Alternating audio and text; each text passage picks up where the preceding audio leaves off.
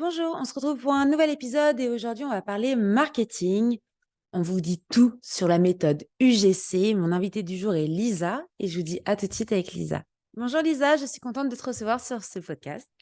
Bonjour Eva, merci de me recevoir. Je me suis dit que c'était super sympa de te proposer à toi de parler UGC.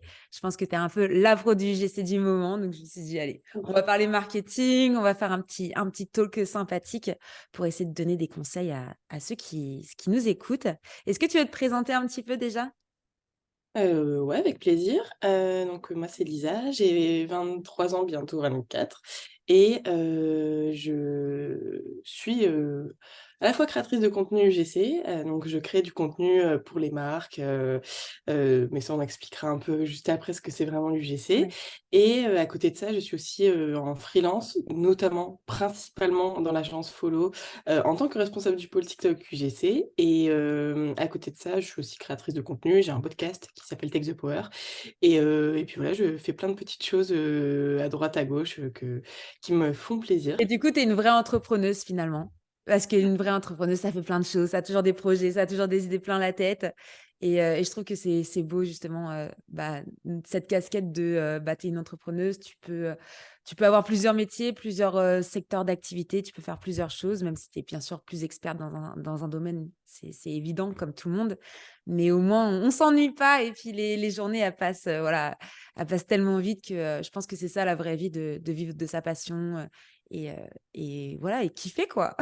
Ouais, c'est ça. Non, en plus, moi, ça fait vraiment très longtemps que je suis, dans tout ça. J'ai toujours monté mes projets depuis que je suis toute petite. J'ai fait un reels, il y a quelques jours sur ça, où je montrais des mails que j'envoyais aux marques, quand j'avais 13 ans, quand j'avais un blog mode et que je voulais, faire des collabs, des trucs comme ça et ça a toujours été, ancré en moi et maintenant je peux le faire, réellement. Maintenant que j'ai fini mes études et que je peux vraiment faire juste ça, bah, c'est trop cool. Je vis dans le rêve de la Lisa de 15 ans, quoi. Bah, c'est super. Et du coup, est-ce que alors on va parler un petit peu plus, du coup UGC, tout ça, méthode UGC. C'est vrai que l'UGC, c'est devenu, le s vraiment, l'activité principale aujourd'hui pour, faire connaître des marques, pour, faire de la publicité sur internet. Enfin moi, je vois, je fais beaucoup de sites internet pour, des marques e-commerce et même des sites vitrines, voilà, pour de la vente de services. Et aujourd'hui, le UGC, c'est devenu la référence publicitaire. Et c'est vrai qu'il y a encore énormément de personnes qui ne savent pas ce que c'est l'UGC, qui savent absolument pas de quoi on est en train de parler maintenant, tout de suite, là. Mmh. Donc, est-ce que tu veux expliquer un petit peu déjà c'est quoi l'UGC? Puis après, on va parler un peu plus, voilà, des méthodes à employer pour les chefs d'entreprise, pour les structures qui veulent se mettre à l'UGC et qui connaissent pas encore ça, quoi. Yes. Alors, un contenu GC, c'est un contenu qui est publié uniquement, par la marque.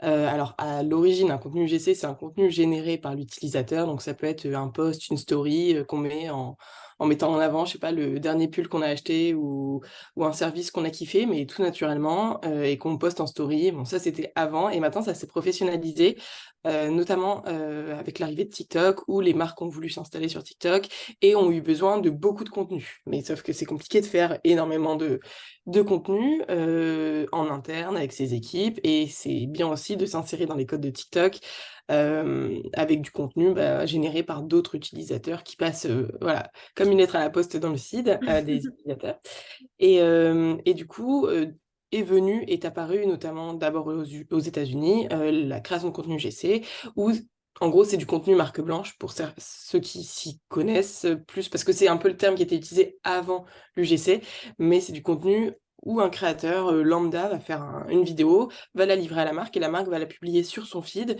ou va la publier en publicité, ce qu'on voit, apparaître des fois sur nos feeds aussi, mais qui ont l'air de contenu, totalement basique Ouais. et puis voilà et le créateur n'a pas besoin de poster ça sur ses propres réseaux, n'a pas besoin d'avoir de communauté parce que finalement sa notoriété n'est pas prise en compte et puis voilà et C'est un en peu gros c'est demander, à des personnes lambda qui prêtent leur visage finalement pour la marque.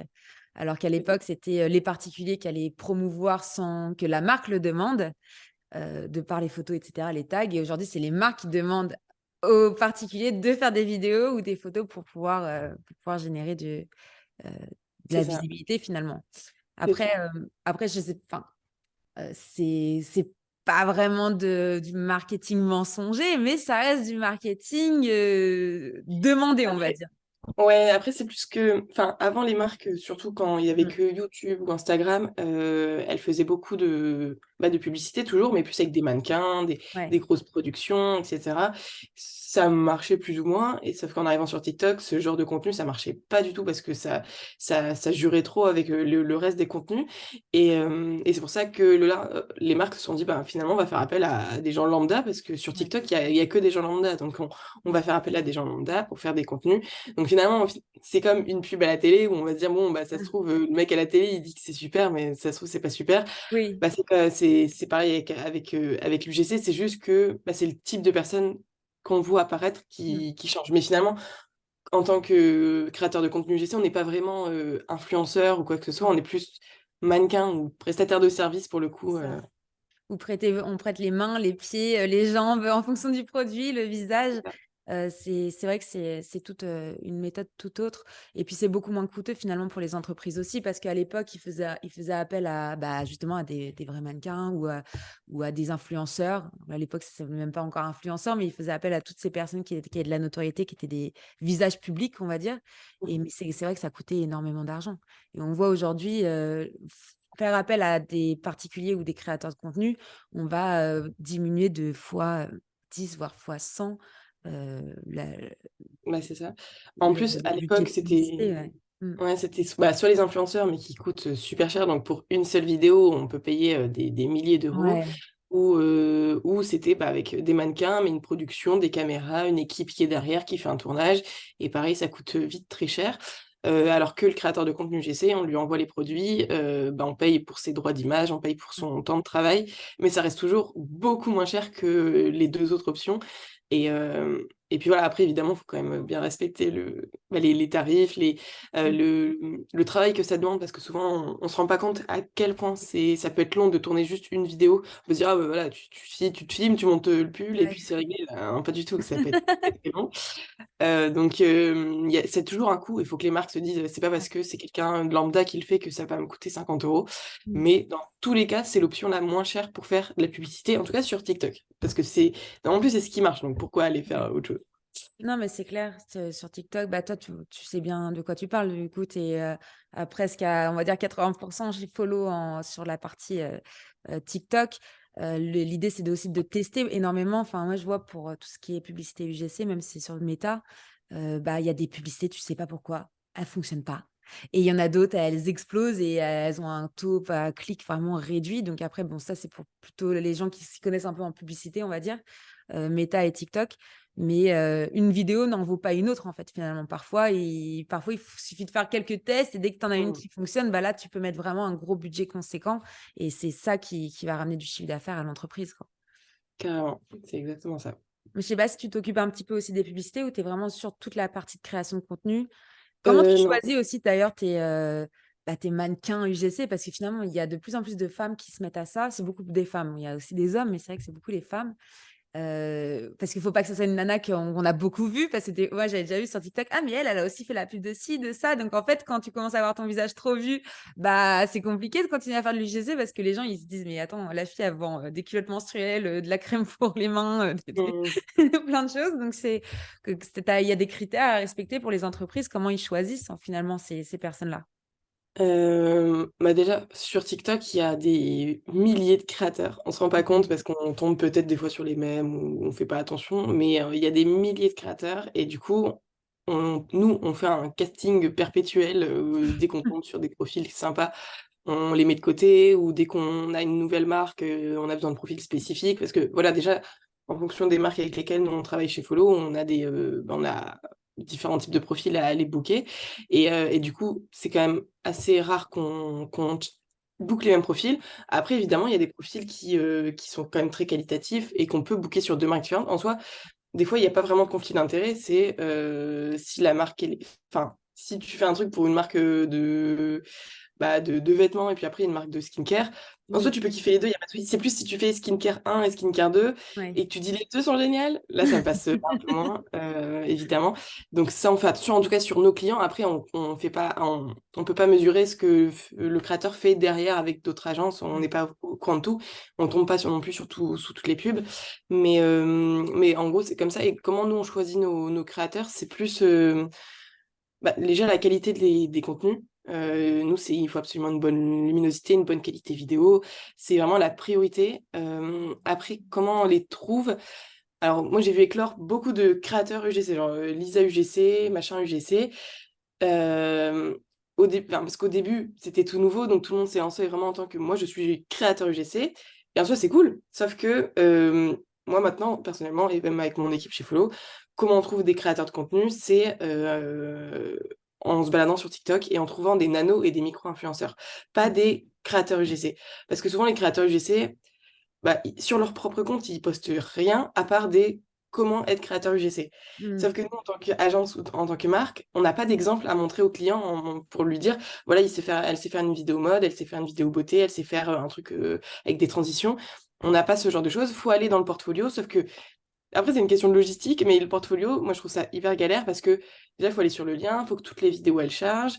Tu peux pas en télécharger une pour la montrer à ton client. Enfin, moi, je trouve ça un peu galère. C'était une bonne idée au début, mais je trouve que maintenant, c'est trop compliqué vu qu'il y a tellement de choses qui se passent.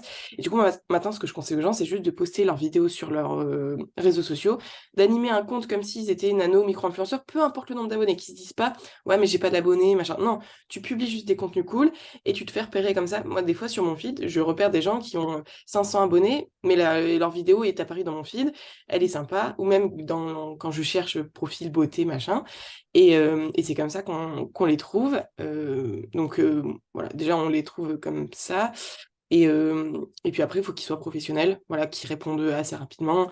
Dès Ouais. qu'on envoie les produits, qu'ils puissent produire le contenu dans le délai, c'est une semaine, ça peut paraître court, mais c'est le délai habituel, des choses comme ça. Parce qu'on a eu aussi des créateurs qui nous font galérer pendant des fois des semaines pour avoir un rendu, des choses comme ça. Bah, là, on ne rebosse pas avec eux. Alors que ceux avec qui ça s'est super bien passé, on peut se dire, là, c'était super, lui, c'était super, on rebosse avec lui pour tous nos autres clients parce que voilà, on sait que c'est safe. Ouais. Et, euh, et puis voilà, en gros, c'est à peu près comme ça qu'on choisit nos créateurs. Mais bon, la qualité avant tout et Ouais. créativité aussi. C'est pas Oui. juste. Parce que la période de l'UGC où c'était juste on montre une crème comme ça et puis on dit c'était génial, bah, ça peut encore se faire. Mais Ouais. maintenant, on va aller plus loin. C'est des trucs créatifs, c'est des trucs. On veut vraiment avoir l'impression de tomber sur une vidéo d'un créateur lambda. On veut plus des contenus. Parce que à la base, l'UGC, c'est pour faire éviter les contenus trop publicitaires. Sauf qu'il y a beaucoup de contenus UGC, c'est vraiment ce produit est super cool. Je vais t'expliquer. Alors que les gens lambda, ils font pas ça sur leur contenu. Ils vont me dire, Hello les girls, je fais un petit haul, voilà, je vous montre ça. Et là, ça passe crème, tu vois. Après, il y a les Donc, fameux hooks aussi. c'est ça. Alors, C'est ça. déjà, c'est quoi un hook? Un Le hook réussi. alors, réussi, Et un alors, j'ai hook pas tout pour court, les. pour ceux qui nous écoutent, ils vont dire, attends, elle nous parle UGC, Là, c'est quoi? technique, hack, tips. Bah, le hook, c'est la phrase d'accroche. C'est soit la première phrase que dit le créateur à l'écran ou ce qui est écrit à l'écran, tout simplement. Et Yeah. c'est ce qui va attirer le regard ou l'attention des viewers dès les premières secondes. Et c'est hyper important parce que sur TikTok, le temps d'attention est de 2-3 Ouais, secondes. 3 secondes. Si en 2-3 secondes, on n'est pas convaincu par la vidéo, on va vite swiper. Mm. Alors, c'est pour ça qu'il faut vraiment bien travailler les premières secondes. Et donc, un hook vraiment réussi, c'est peut-être enfin, montrer qu'on va apporter une solution à la personne qui regarde la vidéo, montrer qu'on a apporté un truc cool, ou alors que la personne plus à l'oral soit hyper friendly et donne envie de rester dans la vidéo, qu'elle annonce quelque chose, ou qu'on mette peut-être là, quand c'est une vidéo plus, je sais pas, humoristique ou quoi, mettre un extrait de la vidéo en premier. Enfin, c'est des petites choses comme ça qu'il faut vraiment mettre le truc qui va attirer l'attention. Et, euh, et puis voilà, et toujours, enfin évidemment une bonne qualité et pas trop publicitaire dès le départ. Genre si Ouais. on a toute une gamme de produits dans les mains et dire aujourd'hui je vais vous parler de ça, bah, on sait que non, Non. c'est pas vrai. Et surtout quand on voit après le petit sponsorisé, encore quand on voit pas le sponsor, on se dit ah bah c'est peut-être une personne lambda qui kiffe une gamme et qui veut nous en parler. Ouais, qui Ok, veut essayer. mais non, quand on voit ça, Mm. Mais c'est pas facile quand même l'exercice. Là, récemment, tu vois, il y a une marque qui m'a demandé voilà, de collaborer. Donc, bah, la marque, elle s'appelle Rebelle, tu vois, c'était pour des bonbons, etc. Et c'est vrai que du coup, j'ai dit, bon, vas-y, pourquoi pas. J'ai toujours refusé de donner mon visage, tu vois. Je sais pas, pour moi, c'était, vu que je voulais aussi par la suite créer ma marque, le fait de donner mon visage, même si je ouais. suis payée, je me suis dit, je veux quand même save mon visage et vraiment faire attention avec qui je travaille. Donc là, c'est vraiment la première fois que j'ai envoyé des vidéos, tu vois. Mais c'est pas facile parce que du coup, tu suis une liste, une trame. Donc, tu es là en mode, tu as le hook, tu as les mots-clés à dire. Et tu es là en mode, Ouais. tu recommences une fois, deux fois, trois fois. Et tu es là en mode. Après, ça Non, va mais parce que ça, c'est c'est des aussi, ouais. montages, mais. C'est aussi tout le truc de est-ce que les agences ou les marques fournissent un script précis ou elles C'est laissent vrai. carte blanche aux créateurs? Parce que moi, je suis plus d'avis de laisser carte blanche parce que c'est tout de suite plus naturel. Les Mm. créateurs font des choses qui leur ressemblent grâce à leur environnement qu'on connaît pas forcément. Parce que des fois, en fait, on peut ne pas se douter qu'il y a telle ou telle chose dans leur environnement qui peut les aider à faire un truc qui sort un peu du lot. Et nous, on va rester dans des carcans très précis si on briefe parce qu'on sait pas forcément tout. Et donc moi, je suis plus partisane de laisser carte blanche, mais quand tu bosses avec des marques qui veulent des choses très précises, bah, des fois, c'est pas possible. Et même en tant que créateur, quand tu bosses avec des marques qui veulent des choses précises, c'est pas possible. Mais moi, je trouve ça dommage quand c'est trop scripté, ça se voit. Enfin, au pire, enfin, évidemment, on donne des guidelines, on donne un peu une direction. Voilà, en gros, il faut dire ce genre d'informations. Et maintenant, tu fais ce que tu veux. Moi, ça, je trouve ça très bien. Comme ça, tu le tournes à ta sauce et même à l'écran, enfin, à la caméra, tu tournes tes phrases comme tu veux. Mais quand c'est trop publicitaire, ça se voit. Et ça, je trouve ça dommage parce que c'est vouloir trop cadrer les choses, vouloir trop qu'il y ait trop d'informations précises. Alors que des fois, il y a un produit qui marche super bien juste parce qu'il a été vu pendant 3 secondes dans une vidéo et qui paraissait trop cool. Et ça marche super bien et parce que ça n'a pas été mis en avant, genre achète ça. Et donc, moi, je trouve ça dommage, mais des fois, en tant que créateur, on n'a pas forcément le choix. Après, moi, maintenant, enfin, quand tu as le choix, autant prendre ce choix et te dire là, c'est trop scripté, je sais que je vais pas paraître crédible, je sais que ça peut aussi me griller peut-être mon image si le produit me correspond pas. Parce qu'encore, au pire, si c'est un produit que tu kiffes de ouf, Ouais. bah, au moins tu te sens en accord avec ce que tu vas dire, etc. Mais si il y a des choses qui sont dites, ou genre, scripté, ce produit est génial, j'ai jamais connu mieux. Enfin, tu vois, c'est pas naturel, bah non, c'est faux. T'as déjà connu Bah, mieux, quoi. bah oui, non, mais c'est clair. De toute façon, c'est comme on dit dans la tech, tu vois, moi je suis aussi dans la tech. Quand tu pitches ton projet, tu peux pas dire que c'est un projet extraordinaire ou c'est une idée révolutionnaire, tu vois, parce que Mm. en fait, non, il y a rien qui est révolutionnaire, il y a rien qui est extraordinaire, il y a rien qui est unique. Faut vraiment bah, ce fameux wording. C'est Mm. choisir les bons mots pour pouvoir mettre en avant un produit ou un service ou des choses sans que ça paraisse trop what the fuck, quoi. Oui, non, c'est ça, mais je vois encore des pubs un peu trop où ça se voit que c'est une pub. Il y en a de plus en plus qui arrivent à faire des contenus sympas sans trop cadrer, mais il y en a, ça se voit, quoi, ça donne pas du tout, ça donne pas du tout envie. Mais ça, encore une fois, c'est le fait d'éduquer les marques aussi, de se dire, Ouais. de leur dire, lâcher prise, surtout quand on est sur TikTok. Après, des fois, il y a de l'UGC sur Insta, sur Snap, il y a d'autres choses, mais c'est quand même surtout sur TikTok. Alors, lâcher prise, donner les infos clés, donner ce qu'il faut pas faire. Et après, laisser le créateur Mm. faire ce qu'il veut et vous verrez, ça sera beaucoup mieux plutôt que de dire on veut tout contrôler et que tout ce qui est dit à l'écran, ça soit ce qu'il faut être dit. Et même au pire, si le créateur veut dire bon, ça j'ai un peu moins aimé. C'est pas grave, genre votre produit, c'est pas le meilleur produit forcément du monde. Il peut être cool sur certains aspects, il y a peut-être des choses à améliorer. Mais justement, moi, en tant que viewer, si je vois une vidéo et quelqu'un me dit ce produit est trop bien parce que regarde, ça m'a fait ça, ça, ça, ça, ça. Bon, il y a ça que j'ai un peu moins aimé, mais voilà, bah, c'est pas grave. Bah, je vais plus me dire, oh, finalement, en fait, les bons côtés du produit ont l'air cool. Et même s'il y a un côté négatif, j'ai plus confiance en la personne si elle me dit un truc négatif plutôt que si elle me dit que c'est parfait, alors que, bah, non, pas forcément. Mais je te rejoins là-dessus. Je trouve que c'est beaucoup mieux, c'est beaucoup plus naturel. Et si tu aurais des conseils à donner à une petite jeune, un petit jeune qui veut se lancer, qui se dit, moi, ma carrière, je veux faire de la vidéo, je veux faire de la vidéo, bah, du coup, UGC, être créateur Mm. UGC. Parce que bon, c'est vrai que tu passes d'abord quand même par créateur de contenu ou créateur vidéo. Enfin, il faut un minimum que tu saches faire au moins de la vidéo pour pouvoir être créateur UGC. Après, il y a des marques qui montent eux-mêmes leurs vidéos et qui Ouais. demandent juste à, voilà, que tu fasses la vidéo sans coupure et après, c'est eux qui coupent, c'est eux qui mettent les textes, etc. Donc ça dépend voilà, des personnes. Mais si tu aurais, allez, on va dire, trois astuces clés, les trois tips de Lisa. Quoi. Le Pour quelqu'un qui veut se premier lancer. Alors, pour quelqu'un qui veut se lancer, Ouais. premier tip, c'est vraiment créer du contenu qui va te démarquer parce que maintenant, il y a tellement, tellement, tellement de créateurs que si tu fais des choses basiques, ben, tu vas passer à la trappe parce que finalement, tu n'apporteras pas le truc en plus où on se dit, vas-y, j'ai envie de travailler avec cette personne. Si tu kiffes par exemple la mode, bah, voilà, essaye de faire un maximum de contenu mode, mais pas juste face à ta porte avec où t'enfiles un truc. Ça, c'est du vu et revu.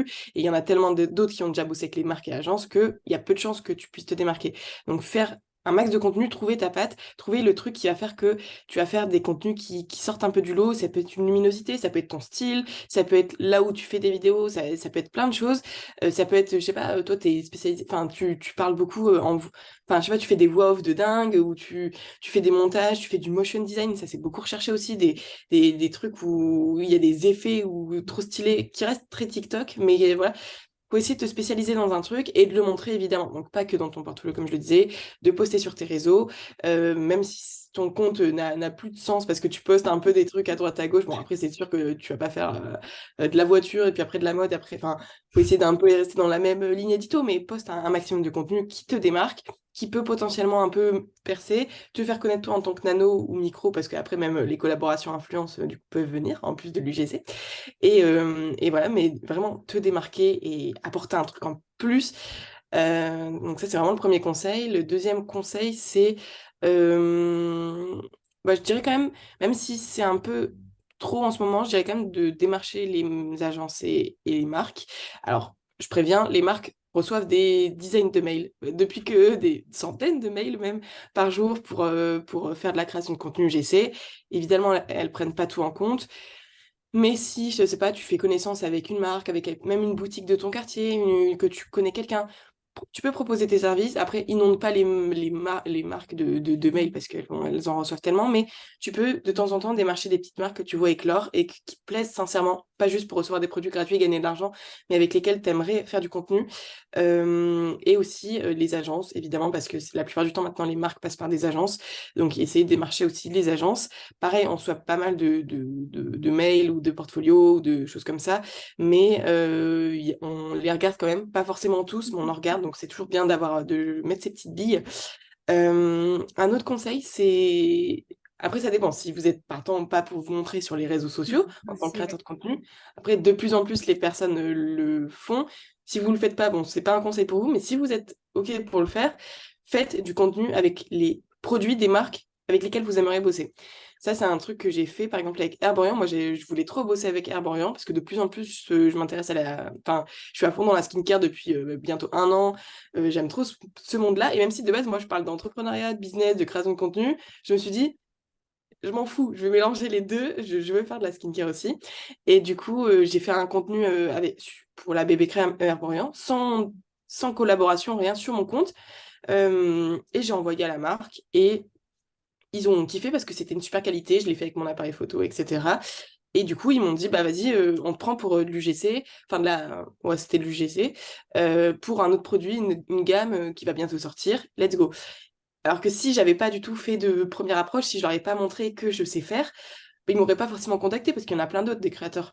Oui, bien sûr. Et donc ça, c'est un bon conseil, c'est faire du contenu gratuit, entre guillemets, pour les marques, naturellement sur ton compte, parce que tu kiffes de base les produits, Ouais. et leur envoyer, montrer que, regardez, je peux faire un truc trop stylé, donc soit vous prenez cette vidéo et vous la sponsorisez, si vous voulez, ou alors vous me demandez d'autres contenus avec les produits, parce que dans tous les cas, je kiffe les produits, donc je peux vous en faire d'autres. Et donc ça, je pense que ça peut être vraiment pas mal, et ça prouve à la marque que t'es pas juste là pour de l'argent, c'est que de base, tu leur as fait un contenu déjà, et que t'es Ouais, impliqué. ouais, Donc, c'est ça. Bah, puis donc de voilà. plus en plus, les entreprises, elles aiment bien aussi partager les mêmes valeurs avec leurs créateurs ou avec même les influenceurs avec qui elles peuvent bosser. Même aujourd'hui, les créateurs de contenu, on n'utilise plus trop influenceurs, mais même ces personnes-là, elles choisissent aussi quand même les marques avec lesquelles elles travaillent. Si tu es quelqu'un de plutôt éco-responsable, tu vas pas aller faire de la publicité pour Total, quoi. Genre, Exactement. enfin, c'est vraiment, aujourd'hui, je trouve qu'il y a de plus en plus d'abord ouais, les valeurs d'entreprise, les marques que tu aimes, ce que tu veux, avec qui tu veux bosser, quelle personne tu vas choisir pour mettre ta marque en avant, quoi. C'est ça, je trouve que C'est ça. c'est ouais, c'est de plus en plus important, tout ce côté, voilà, ouais, valeur d'entreprise d'abord, on va dire. Non, mais surtout, voilà, trouver des personnes qui Qui aiment reflète. sincèrement ta marque et pas juste qui vont faire être des panneaux publicitaires. C'est Ça, je ça. trouve ça assez dommage, mais justement, dans ce sens-là, bien montrer aux marques que Mmh. Après, vous êtes pas obligé d'acheter tous les produits des marques Non. avec lesquelles vous aimez bosser, mais en fait, chez nous, on a déjà tellement de produits Mmh. de marques qui potentiellement veulent du contenu UGC. On s'en rend même pas compte, hein, une crème, un truc de nourriture, un vêtement, une paire de lunettes qui vient de, je sais pas, Jimmy Fairly. Enfin, c'est tout con, mais on a tellement déjà de produits sur lesquels on peut faire du contenu et Ouais. à envoyer aux marques. Et puis après, justement, l'idée aussi, après, c'est de travailler un peu souvent avec les mêmes marques pour essayer de déjà pour les marques d'avoir un visage qui revient souvent, ça donne confiance Mmh. et pour nous d'avoir des contrats réguliers avec des Ouais. marques, la même marque et au lieu de s'éparpiller sur, des dizaines de marques. Bah oui. Non, mais c'est super. De toute façon, tout ça, c'est vraiment du marketing, le nouveau marketing digital, on va dire. Et je suis persuadée en 2024, ça va continuer, quoi. Ça va continuer et ça sera toujours plus de vidéos. La vidéo verticale, aujourd'hui, c'est devenu un peu l'outil numéro un de communication sur les réseaux sociaux. C'est vraiment même les grosses marques qui ont des budgets, qui font des publicités sur la télévision, par exemple, sur les grandes chaînes de télévision. Aujourd'hui, elles mettent autant de moyens sur les réseaux sociaux que sur la télé ou que sur des articles dans des magazines assez Mmh, connus. C'est carrément. encore d'autres outils de communication et de marketing, mais voilà. Enfin bref, en tout cas, c'est super intéressant de parler UGC avec toi, Lisa.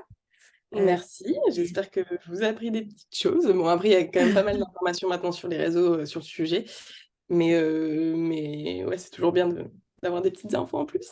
Bah oui, toujours. Et puis les personnes, elles aiment bien écouter les astuces comme ça, avoir des avis supplémentaires et puis des conseils. C'est des conseils, voilà, des choses que tu as vécues, c'est ton expérience. Donc, c'est toujours plus intéressant que d'aller chercher sur Google comment être un créateur de contenu. Ouais, c'est ça. Mais surtout, mais franchement, vous prenez pas la tête, juste faites du contenu sur vos réseaux. Si vous êtes vraiment parce qu'il y en a beaucoup qui vont être attirés peut-être par l'argent, parce que ça peut apporter de Ouais. l'argent facilement, un truc chouette.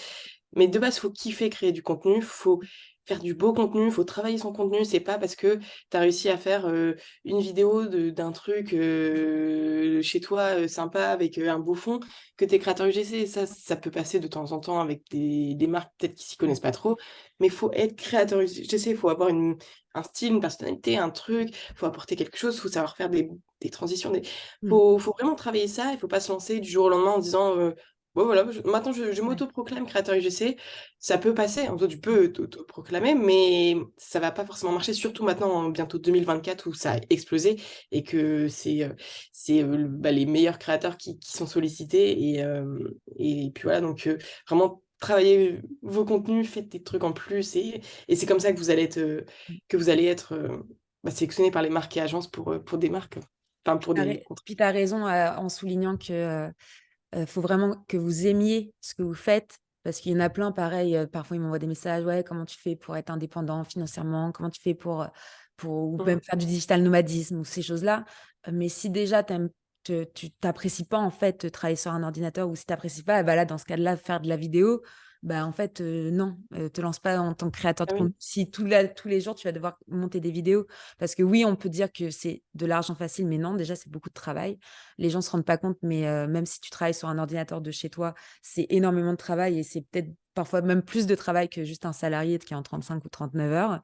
Donc faut aimer ça, faut être passionné pour pouvoir, s'allouer ce temps-là et puis continuer à être souriant parce que même une vidéo, faut quand même, si tu le fais à contre-cœur, ça se voit direct, quoi. Donc si tu as pas envie de faire ça, si tu aimes pas ça et si ton envie, c'est juste faire de l'argent, bah, je dirais, tu es hors sujet là. Change de métier, change de Ça, projet, quoi.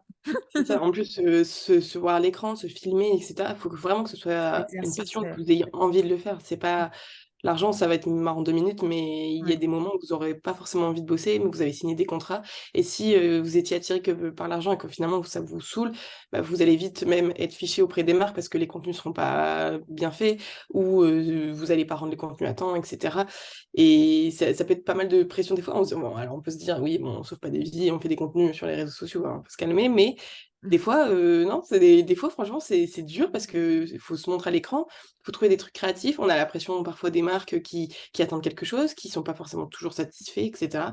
Donc faut bien faire attention à ça. C'est pour ça que ouais, faut vraiment être à fond sur le sujet et pas juste se lancer du jour au lendemain et se mettre des contrats sur le dos alors que finalement, bah, on n'est pas prêt, quoi. Ouais. Non, mais tu as raison. Bah, écoute, merci beaucoup Lisa. Je vais mettre toutes les informations, comment te retrouver, etc. Dans les ressources de l'épisode. Et puis bah, merci pour ton temps, pour tes précieux conseils UGC et marketing UGC.